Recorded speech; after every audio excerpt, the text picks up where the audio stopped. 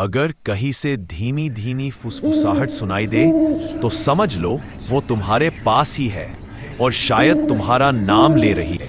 स्वागत है whisper channel. गांव वालों ने हमें चेताया था, जंगल में छलावा है जो आंखों से दिखता नहीं लेकिन तुम्हें देखता रहता है। कहा था जो इसके जाल में फंसते हैं उनकी आत्माएं खुद छलावे का हिस्सा बन जाती हैं।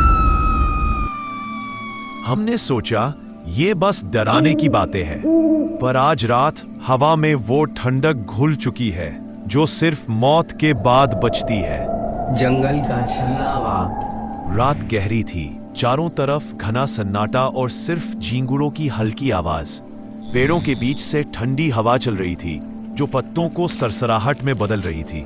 अचानक मैंने देखा एक छोटा बच्चा, 3 साल से ज्यादा का नहीं, अंधेरे में अकेला खड़ा था। मैं चौंक पड़ा। अरे इतना छोटा बच्चा, तुम तो बस 3 साल के हो, तुम यहाँ अकेले क्या कर रहे हो? तुम्हारे माँ पापा कहाँ है? वह बस चुपचाप आंसू भरी आंखों से मेरी तरफ देख रहा था। मेरे मन में डर और चिंता दोनों उमड़ पड़ी। यहाँ तुम्हारा अकेले होना बिल्कुल सुरक्षित नहीं है। जल्दी बताओ तुम्हारे माता पिता कहाँ है?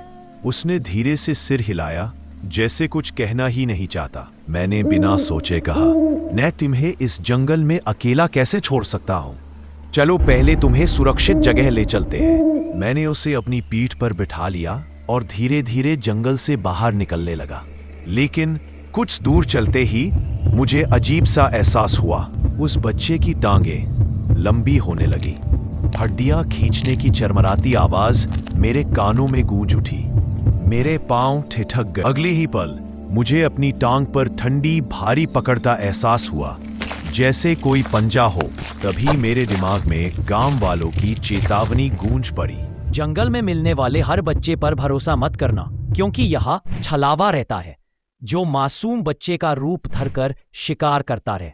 मेरी रीढ़ में ठंडा पसीना उतर गया, दिल धड़कने लगा। तभी मुझे एक और बात याद आई। कुछ भी हो जाए, पीछे मुड़कर कभी मत देखना। मैंने बिना झिझके, बिना पीछे देखे उस बच्चे को जोर से फेंका और पूरी ताकत से दौड़ पड़ा। लेकिन मेरे पीछे कदमों की तेज आहट आ रही थी। मुझे महसूस हो रहा था कि कोई या कुछ मेरा पीछा कर रहा है। फिर भी मैंने मुड़कर नहीं देखा।